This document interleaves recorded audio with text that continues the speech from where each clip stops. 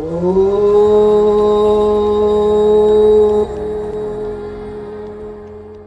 going to invite you to settle in, and this is our third class in the Power of Love series, and our guide is Durga. And a week ago, I gave a pretty potent, yummy, the story just flowed through, and it was so beautiful.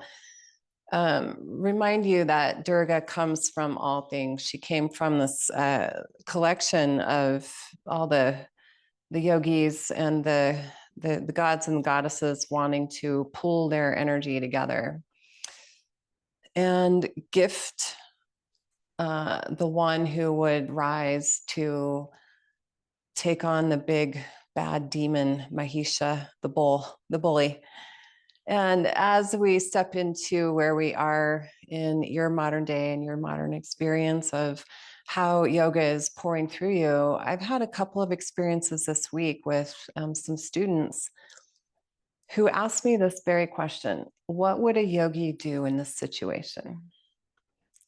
And I think that's a great question. So whatever you've got going on that's got you a little perplexed or a little bit having to dig deep in life, because we all have something, which is the beauty of it, isn't it?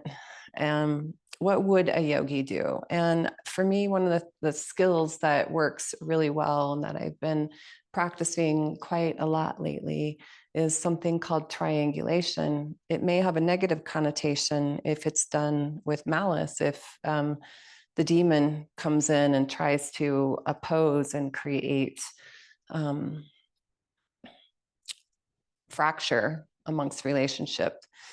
We can do that skillfully. And so that's the tantric viewpoint. We can take something and parse it out. And so triangulation would be you, your body, how you're feeling in any given experience, and to really drop into and stay true with that. And then it will be another component will be the thing that you're experiencing, whether you're delivering information, you're receiving information, you're watching a movie or engaging with a doctor, you're giving a presentation, there's going to be some semblance of information going on. And so that is separate from you. And then there's the people that you're experiencing that with, or the otherness, if it's not another person. So you are you, and the information is the information, and then the audience basically is the audience. And how we come into that knowing and maintain a sense of awareness of all of those components and recognize that they're all are part of the bigger whole. And yet the one thing that we want to be tried and true with is the power that's streaming through us as us, and really connect with that and feel empowered in that way. And so that's when we talk about Durga and Durga riding her tiger, the tiger represents the prana, the shaktis, the energy that's flowing. And how do we really harness those powers and then open up to what's happening in the world around us in such a way that is going to uplift and bring us to that place where we feel really connected to source energy, connected to the experience, connected to the people around us, and it's all streaming through in a beautiful way. If it's a difficult situation, in a lot of cases it is, it helps to not get sucked in so far that you forget that you are really your own pure channel of spirit and resource pulling through. So we don't let the demon of other or forgetfulness, so to speak, pull us out of that center. So we're going to take our apex pose, which is Utthita Hasta Padangusthasana with a twist, revolved. And many of you will need a strap, I am certain. So I'll demonstrate with the strap. And if you're not needing the strap, you pretty much, I'm certain you'll know what to do. But we'll try what I call the elevator up and elevator down.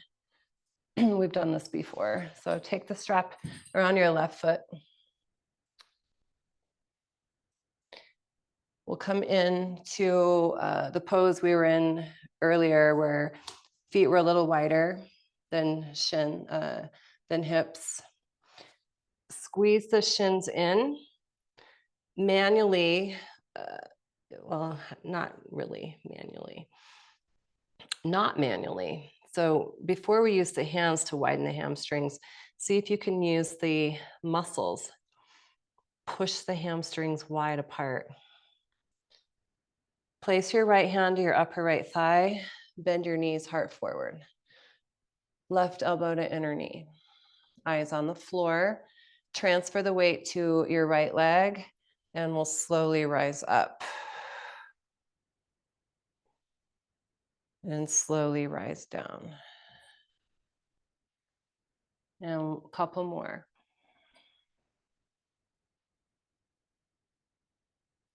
And good. Last one. And pause here. Awesome.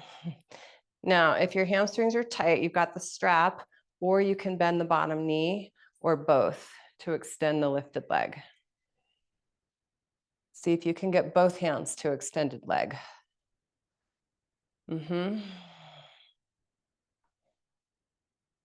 Whoa. Nice. And pull it in and set it down. Reach up, let the strap go. And there's many parts in the story where Durga takes on Mahisha, where she's literally like just filing her nails. She's just playing with him like a cat and a mouse, and she's just taking care of herself, doing some self-care. So as we reach down, we can just spread your toes, maybe put your fingers between your toes, give yourself a little pedicure. Invite the toes to really liven up. And then let go of the stress or worry of the standing balance pose. Shake it off. Fill your heart with love. That's what matters. So come back into you, not the pose. And then realize that the pose is you, so you can't do it wrong. Strap around right foot if you're using a strap. Left hand to upper left thigh. This is, I find, helpful for stability. Spread your toes. Elbow to inner knee. Place your gaze forward and down, and now listen to your breath. So it could be an inhale for you that lifts you up and an exhale that brings you down. Whatever it is, use it. Harness that power like the tiger and rise up. And lower down. Take your time.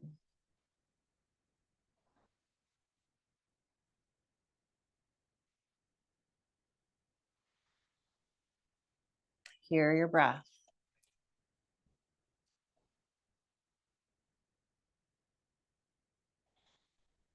Get grounded.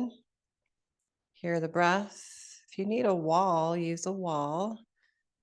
And you can extend that leg.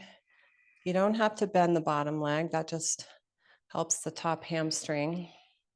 Spread your toes. Maybe both hands. Pull into you, into your core.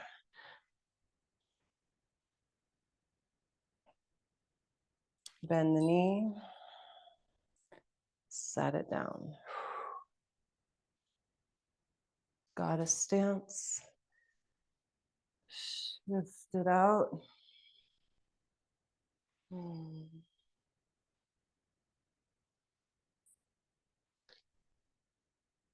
Okay, so now we're going to add a little twist.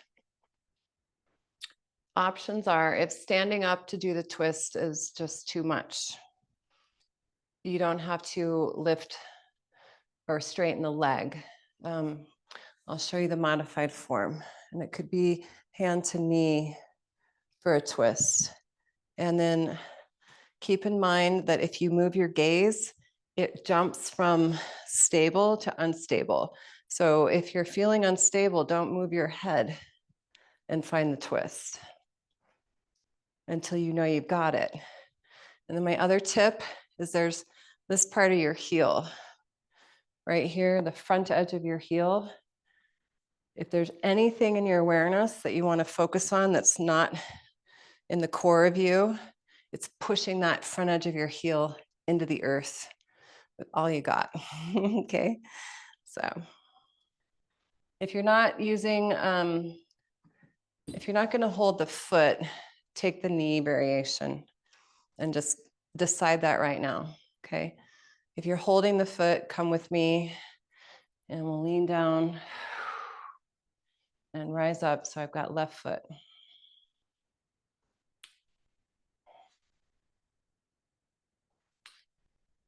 Pause in your breath. If you're extending the leg, root down through that grounded heel.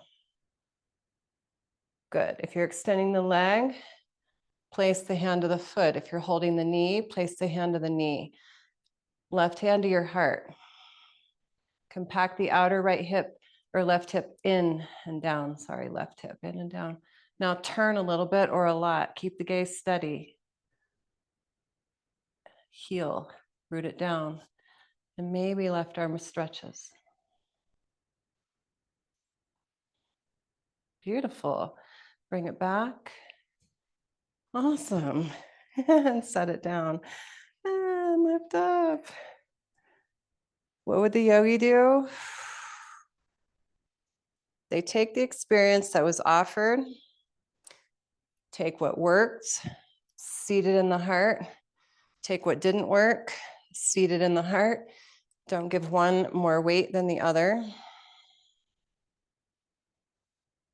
And just breathe with yourself here.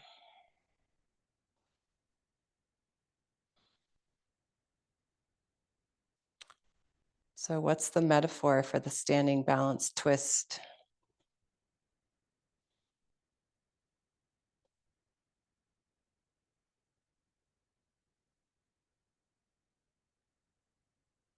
Life is asking us to do all kinds of very challenging, difficult things right now.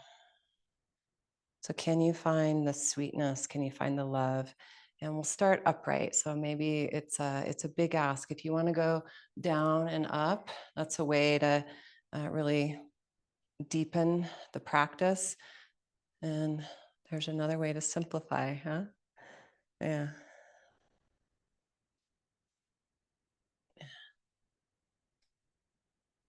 Find your power. Keep that upper left thigh bone moving back and thigh wide. If you need to, you'll bend the knee to extend the leg, and then you can work on re-extending the bottom leg. Left hand to foot or knee, right hand to heart. Pull into the core and turning around the strength of your spine. Anchor down and shine out. Hear your breath. Hear your breath. Hear your breath. Inhale your way out. Awesome. Set it down. Way to go. One of my favorite places to go after that is a standing figure four. So you can either try the right leg in to standing figure four, or if you're done with that, you say like, had enough of that. There's standing figure four. And you can use blocks or not. So to create your own adventure moment, slow down the deep breath.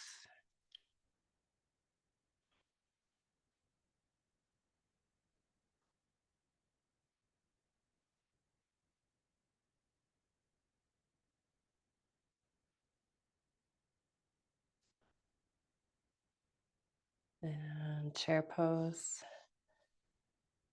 And if you'd like to go from Utthita Hasta Padangusthasana into the figure four, take yourself there. So it could be Utthita Hasta Padangusthasana to figure four or figure four. Hips back and wide. Heart way, way, way, way, way forward. Good. Flex your ankle. Flex your ankle. Flex your ankle. Yay, thank you. What do you feel in your body? Can you feel it and breathe at the same time? Well, the power of your breath will always keep you more grounded, more in tune with what's available to you, and less spun out into what's out there. Slowly unwind, set it down. Step back to dog pose. It'll be your last one today of this practice. Clarify that one.